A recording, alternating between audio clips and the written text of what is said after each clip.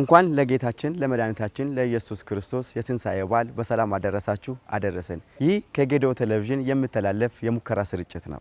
በዛሬ ዕለት በኢትዮጵያ ኦርቶዶክስ ተዋሕዶ ቤተክርስቲያን ሥርዓት መሰረት ጸሎተ ሐሙስ እየተከናወነ ይገኛል። እኛም በጌዶ ዞን በድላ ከተማ በሚገኘው ቅዱስ ሚካኤል ቤተክርስቲያን ሥርዓቱን ልናስቃኛችሁ ተገኝተናል። መርሃ ግብሩን እስከ መጨረሻ እንድትከታተሉ ጋበዝናችሁ። አብራችሁን ቆዩ።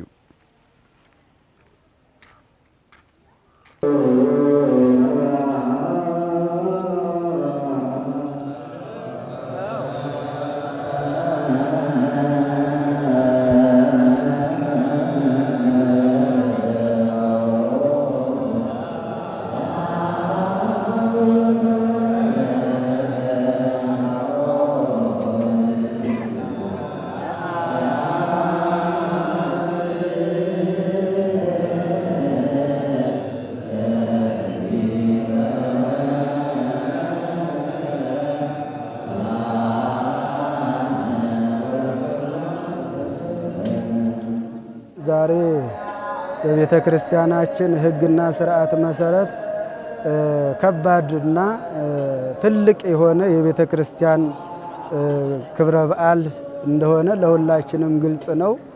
እንግዲህ ቤተ ክርስቲያን ዛሬ ነው ማለት ነው የተመሰረተችው ማለት ይቻላል ማለት ነው።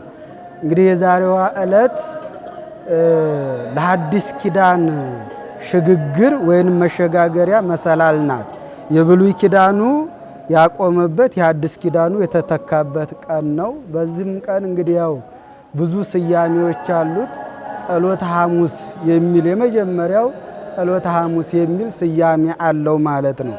ጌታችን ኢየሱስ ክርስቶስ የሚራብ የሚጠማ የሚደክም የሚፈራ ስጋን የተዋሃደ እንደሆነ ለማጠየቅ ወደ ጌቴሰማኒ የሚባል ቦታ ሄዶ የጸለየበት እንዲሁም ሲጸልይ ያደረበት ዕለት ነው ማለት ነው። ይህም ዕለት የጸሎት ቀን መባል እንዳለበት በአባቶቻችን ተወስኗል። ዛሬም ጸሎተ ሐሙስ እየተባለ ይጠራል ማለት ነው።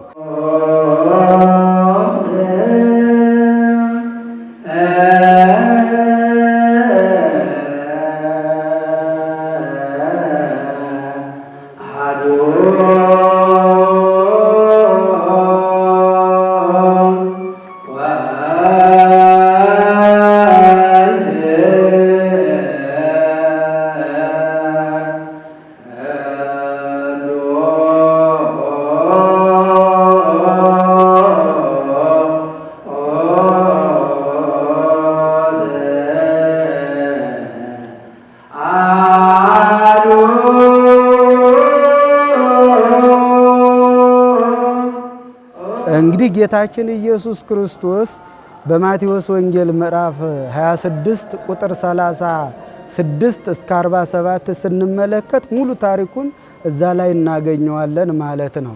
ምንድነው ያላቸው ለሐዋርያት? ትጉ ወጸልዩ ከመ ኢትባኡ ውስተ መንሱት፣ ወደ ፈተና ወደ መከራ እንዳትገቡ ተግታችሁ ጸልዩ ብሎ ቁጥር 41 ላይ አስተምሯል ማለት ነው። ይህ እንግዲህ ማስተማሩ እኛ የሱ ተከታዮች የሆንን ፈተና ሲመጣብን ፈተና ሲደርስብን ከፈተና እንዴት መዳን እንዳለብን ያስተማረበት የመከረበት አርአያ የሆነበት ዕለት ነው። በዚህ ምክንያት ጸሎተ ሐሙስ ተብሏል። ሁለተኛው ሕጽበተ እግር ይባላል ማለት ነው።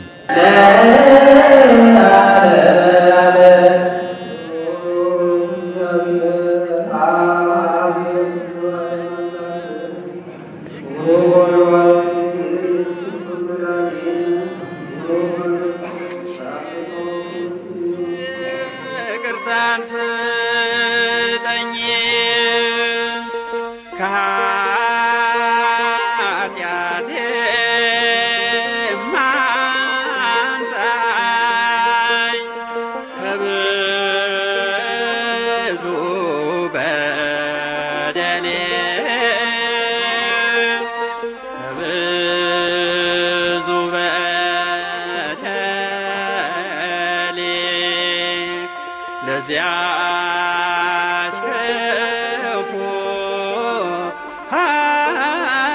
ኃጢአት እንዳልደርስ እንግዲህ እናንተም እንዳያችሁ መጥታችሁ እዚህ ጋር አባቶቻችን ሲያከናውኑ የነበረው ስርዓት ለሁላችንም ግልጽ ነው ማለት ነው።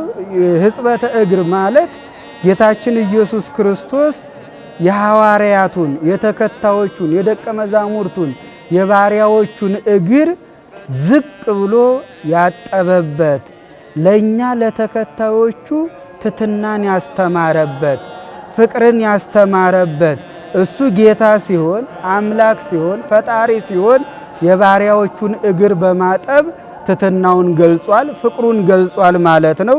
ሕጽበተ እግር የሚባለውም ይህ ነው። ዮሐንስ ወንጌል ምዕራፍ 13 ቁጥር 4 ጀምረን እስከ 15 ስንመለከት ሙሉ ታሪኩን እናገኘዋለን ማለት ነው። እንግዲህ ሲያጥብ ከቅዱስ ጴጥሮስ ጀምሯል ማለት ነው። ቅዱስ ጴጥሮስን ና እግርህን ልጠብህ ሲለው ቅዱስ ጴጥሮስ እኔ ባሪያ ነኝ፣ እኔ ደቀ መዝሙር ነኝ፣ አንተ ፈጣሪ ነህ፣ አምላክ ነህ። እኔ ባሪያ የጌታዬን እግር ላጥብ ይገባል እንጂ እንዴት አንተ ጌታዬ የኔን የባሪያህን እግር ልታጥብ ይገባል ብሎ ሲመልስለት ጌታችን ኢየሱስ ምን አለው? አማን አማን እብለከ እመኢሃ ጸብኩከ እገሪከ አልብከ ክፍል ምስሌ ብሏል። እውነት እውነት እልሃለሁ እግርህን ካላጠብኩ ከኔ ጋራ አንድነት ህብረት የለህም ብሎታል ማለት ነው።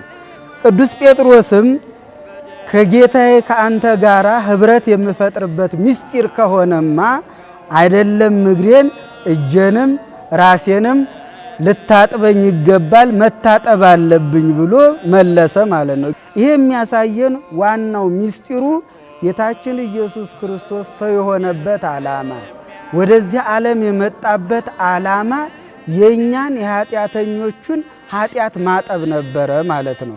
ስለዚህ የናንተን የወገኖችን የተከታዮችን የባሮችን እግር ማጥበው ኃጢአታችሁን ላጥብ እንደመጣው በዚህ ልታውቁ ይገባል ብሎ መልሶላቸዋል ማለት ነው።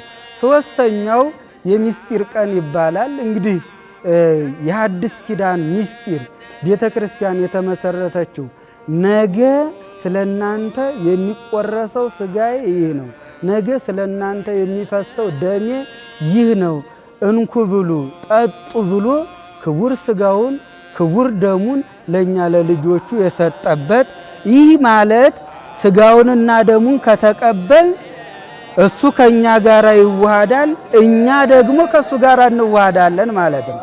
አንድ እንሆናለን ማለት ነው። አንድነታችን ህብረታችን የተመሰረተው ዛሬ ነው ማለት ነው። ስለዚህ እንግዲህ በዛሬው ዕለት ትልቅ በዓል እንደሆነ ትልቅ የቤተ ክርስቲያን ሥርዓት የተፈጸመበት ዕለት እንደሆነ ለሁላችንም ግልጽ ነው ማለት ነው። እንግዲህ ያው ከዚህ ጋር ተያይዞ ነገ ደግሞ ዛሬ ያስተማረውን ዛሬ በቃል የነገራቸውን ነገ በተግባር መስቀል ላይ ተሰቅሎ ስጋውን ቆርሶ ደሙን አፍስሶ ሁላችንንም በሞቱ ሞታችንን አጥፍቶ ነፃ ያወጣበት ዕለት ነው ማለት ነው።